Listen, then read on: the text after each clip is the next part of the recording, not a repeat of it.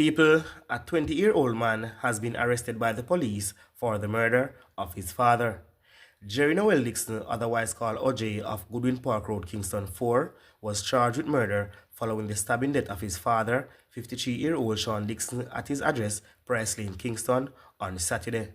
Reports from the police are that about 12:25 p.m., Jerry Noel, who was armed with a knife, attacked his father while he was lying in his motor car at his home. Jerry Noel allegedly used the knife to inflict several stab wounds to his father's upper body before escaping on foot. His father was taken to hospital where he was pronounced dead on arrival. Jerry Noel later turned himself into the police where he was charged following a question and answer session in the presence of his attorney. A court date for him is being arranged. People, we tell you the truth right now. I can't talk for nobody, but I can talk for myself. See? You see them something, like father kill son or son kill father. It doesn't come as a shocker to me. It doesn't surprise me anymore. The only thing I want to say right now, it need to stop.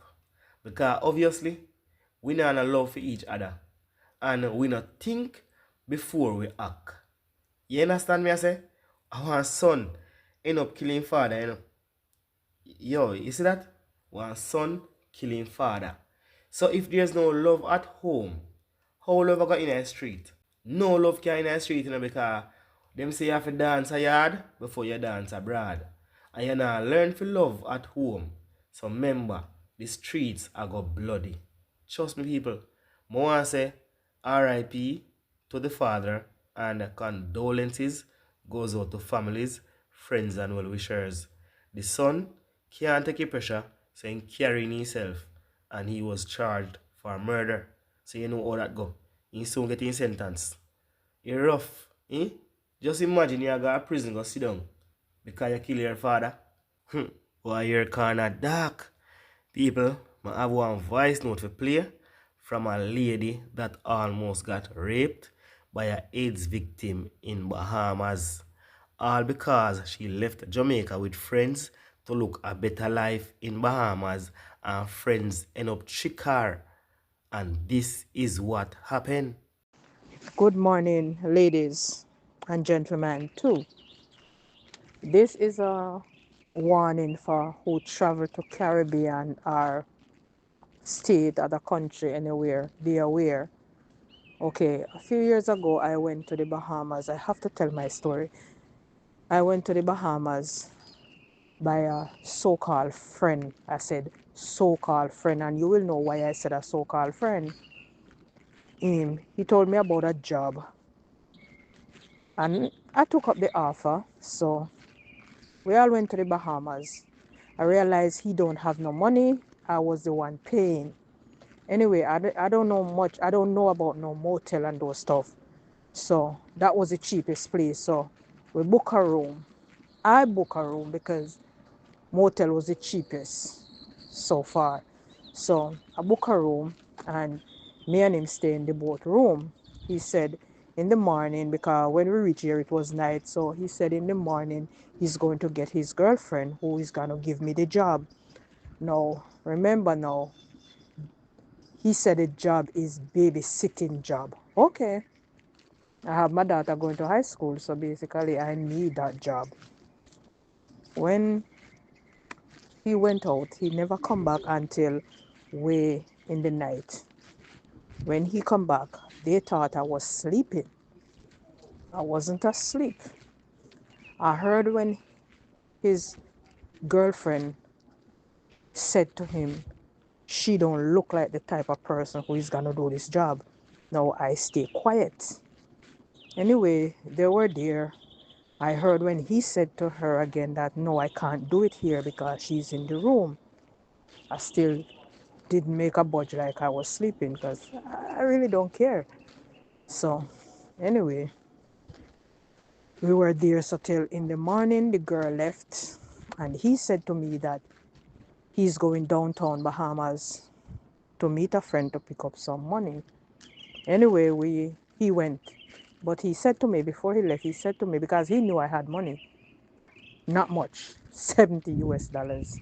He said to me he's borrowing the money from me. He soon be back, I lent him the $70. So I was there waiting all day, didn't see him come back and whatever. Night come down now and he's still not back. He still don't come back. So I said, oh my God, don't tell me this guy do what he do. Anyway, that place, when you come on to rent, you better have your rent to pay because the man, he's going to come, the supervisor, and he's going to collect his rent. So I said, you know what? I don't have no money. I don't know nobody here. So I'm not gonna let him throw me out. So I packed my suitcase. I took it up and I went outside and I sit on a step there. And anyway, I was there and I said, Jesus, I was talking to God and I said, God, why did you bring me here for this to happen to me? And I was talking to God. And then I see a young lady came there, and when she came, she said hi to me, and I said hi to her, and she passed, and she go upstairs, and she was there until she come back down, and then she left. A couple minutes after she leave, then I saw this car drive up, and this man come out of the car, look very respectable, very decent. Those big car, I think they call him Chevy. And anyway, he come out and he said hi to me and he went upstairs and then he come back down. And when he come back down, he said to me, he said, did you see a young lady come by here? And he started to describe the young lady. And I said to him, yeah, she was here, but she leave. And then he started to get upset and said, this is why I don't trust women, because this is what they do. I pay for her to come here, and now I come here and she's not here and whatever. And then he started to pick an argument with me. And he said, I heard your accent, you sound like a Jamaican.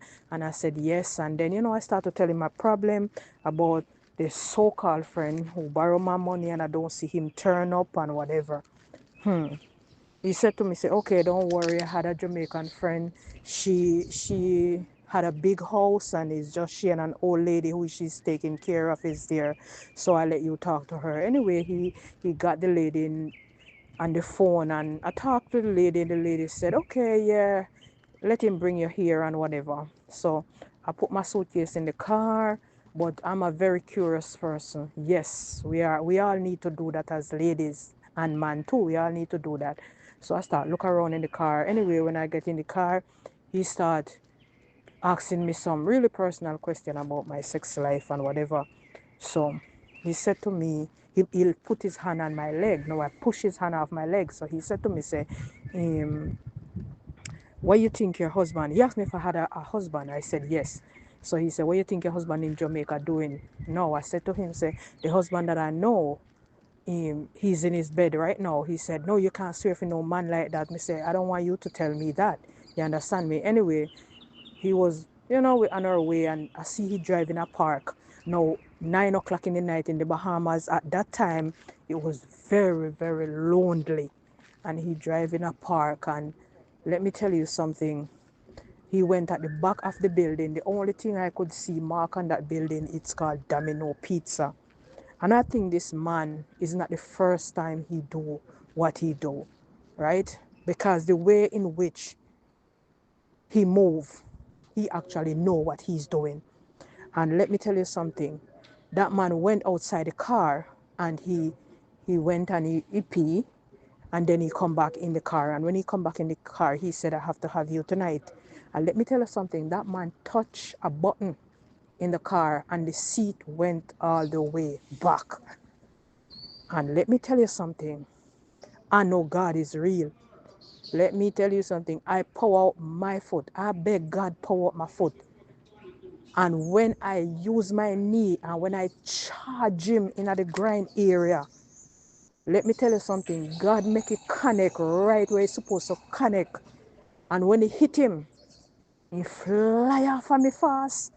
And he sit back in his seat and he hold up his balls and he starting to say, that is why I don't trust someone, because when people try to do good for you, this is how you behave, and I try to be nice to you and you don't want to give up nothing and I can give you anything you want and I can do this. And let me tell you something. I said to him, I said, either you carry me back at the motel where you take me from or you carry me to the lady where you carry me to. And he drive off and he carry me to the lady, and when he carry me to the lady, him took the car on And he come out of the car and he take out my suitcase out of the trunk of the car and he fling it on the ground and he drive off. When he drive off and the lady come out, the lady say, why did he drive off like that? And I started to tell the lady, and the lady said, okay, come on inside. And when we go inside, the lady show me the room what I'm gonna stay in.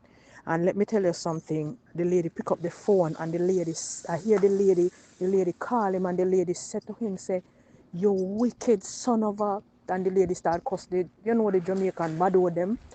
And the lady said to him, say, you're wicked because you know, say you bury your woman last week from AIDS and you know well, say you have full blown AIDS and because this girl come here and don't know nothing and don't know nobody, you try to take disadvantage of her.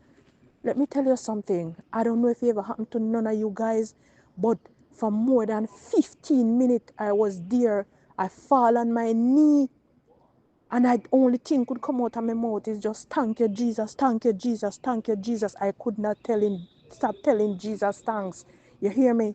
And I said to the lady, she said to me, say, what you're planning on doing, young lady? I said, listen to me, book my flight because my ticket was still open. I said, book my flight. And we went on the computer and I booked my flight and I leave. I leave when day light the next morning. I leave to Jamaica. And when I come to Jamaica, I saw that wicked so-called friend in Jamaica sitting down at the crossroad. And he looked at me and said to me, you know me want to tell you, say, my son hand did broke, you know. And that's why I come down.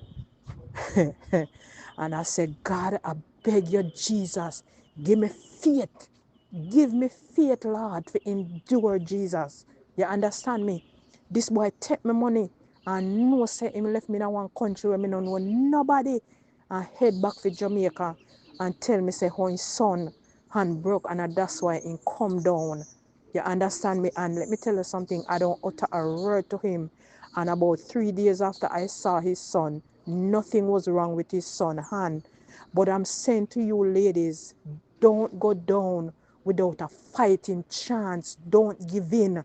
Uno not give in because uno have demon a walk out there in a pretty nice clothes and pretty face, handsome face.